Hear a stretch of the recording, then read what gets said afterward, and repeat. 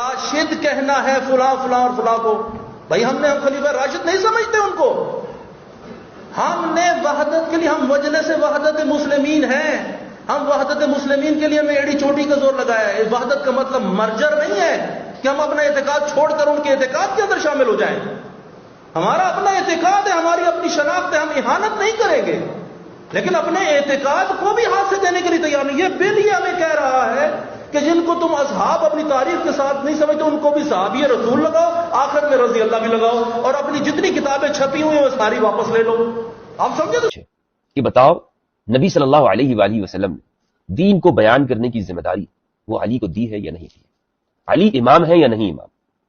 اور امام اس معنوں میں نہیں کہ جس معنوں میں ہمارے ہاں یہ امام ابو حنیفہ، امام شافعی، احمد بن حنبل یا امام مالک رحمہ اللہ ان کو کہا جاتا ہے. امام بمعنی یہ کہ اپنے بعد دین کا، مسلمانوں کی دنیاوی اور اخروی معاملات کا اسے بیان کرنے کا جو اختیار ہے وہ علی کے پاس ہے یا نہیں؟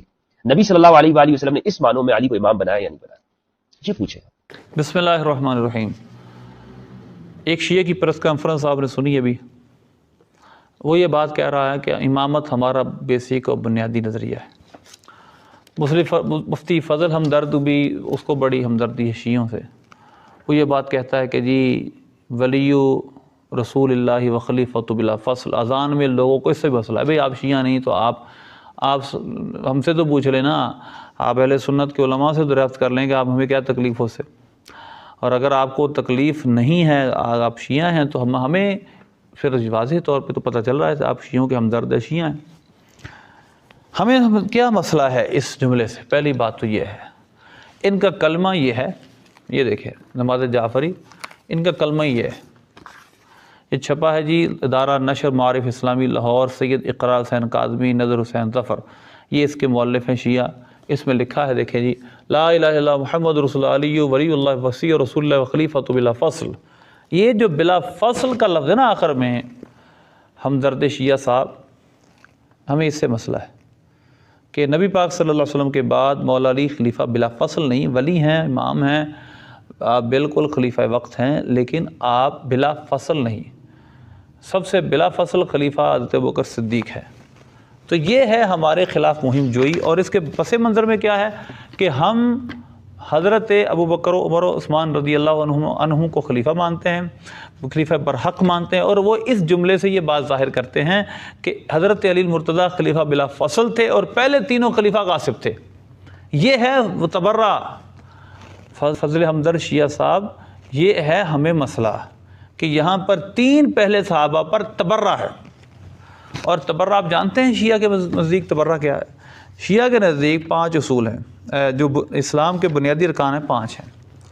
میں آپ کے سامنے وہی پڑھوں گا، لیکن یہ دیکھیں 10 فروع میں سے ایک فرع تبرہ ہے. تبرہ کا مطلب صحابہ کو برا بلا کہنا. یہ دیکھیں یہ تبرہ لکھا ہے، نماز، روزہ، حج، زکوٰۃ، خمس، تولا، اور یہ یہاں پر تبرہ. یہ ہے جی شیعوں کا موقف کہ تبرہ صحابہ کو برا بلا کہنا ان کے نزدیک یہ ان کے فروع میں سے ہے. اور اصول میں سے یہ ہے توحید، عدل، نبوت، امامت، قیامت. اب یہ پوری کتاب ہے شیخ صدوق کی، اس کا ترجمہ اور اس کا خلاصہ بیان کیا گیا ہے امامت و ولایت کے نام سے. ریاض حسین جعفری نے اس کا ترجمہ کیا ہے. اس پوری کتاب میں وضاحت یہ ہے، شیعوں کی اس کتاب میں وضاحت یہ ہے کہ ان کے نزدیک ولایت علی منصوص علیہ تھی، اور ہر امام اللہ کی طرف سے نبی کی طرح منصوص علیہ ہوتا ہے. اس کتاب میں بھی لکھا ہے جس طرح نبوت منصوص علیہ ہے اسی طرح ولایت بھی منصوص علیہ ہے. یہ میرے سامنے ان کی کتاب ہے اصول کافی، فروع من الکافی، ابو جعفر محمد یعقوب کلینیکی. اس کا صفحہ نمبر 293 ہے، اور اس کی حدیث نمبر یہاں پر جو روایت نمبر لکھی ہے 1484 ہے. بنی السلام علی خمس علی الصلاۃ والزکوٰۃ والصوم والحج والولایۃ ولم ینادى بشیء کما نودی بالولایۃ. جس طرح ولایت کو پکارا گیا اس طرح کسی اور کو نہیں پکارا گیا، جتنی تاکید اس میں بیان کی گئی کسی اور میں نہیں. فاخذ الناس باربع وترکوا هذه یعنی ولایت. لوگوں نے 4 کام کیے، یعنی چوتھا 5واں چھوڑ دیا، یعنی ولایت علی کو چھوڑ دیا. تو آپ شیعہ کے اصل دین یعنی امامت، ان کا مسئلہ اصل کیا ہے؟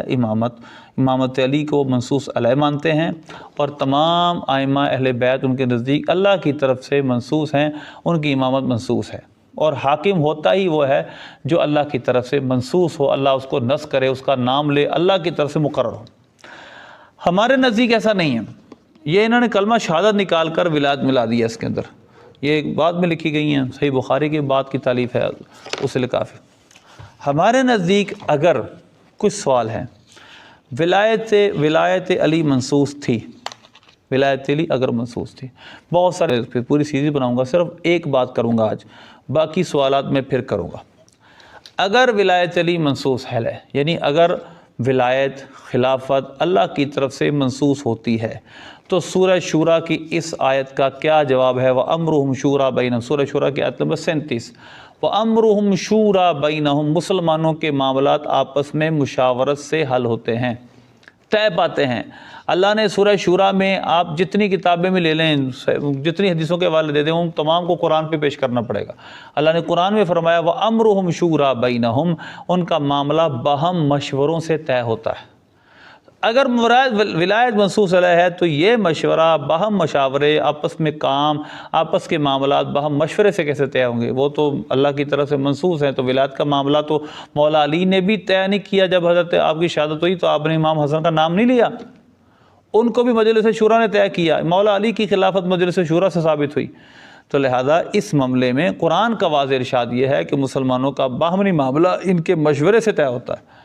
تو لہذا اب جتنی روایتیں پیش کریں گے، اپنی طرف سے جو بھی گھڑ لیں، وہ قرآن پاک پہ پیش کیا جائے گا، قرآن کا یہ حکم ہے۔ لہذا شیعوں کا مسئلہ یہ، ان کے نزدیک تو ولایت علی منصوص علیہ ہے، لیکن وہ نص کہاں ہے جو یہاں یہ لکھی ہوئی، وہ نصوص انشاءاللہ میں اس پر تفصیلی کلام کروں گا۔ یہ میری سیریز کی پہلی ویڈیو ہے۔ انما ولیکم اللہ رسول کا مطلب کیا ہے، من کنتم مولا کا مطلب کیا ہے، جتنی بھی آیتیں، یا ایھا رسول بلغ ما انزل الیک کا مطلب کیا ہے، ان تمام آیتوں کا جو یہ استدلال کرتے ہیں انشاءاللہ ہم تفصیلی ایک ایک بار کر کے جواب دیں گے۔ فی الوقت اتنا ہی ہے، اللہ سے دعا ہے اللہ عمل کی توفیق عطا فرمائے۔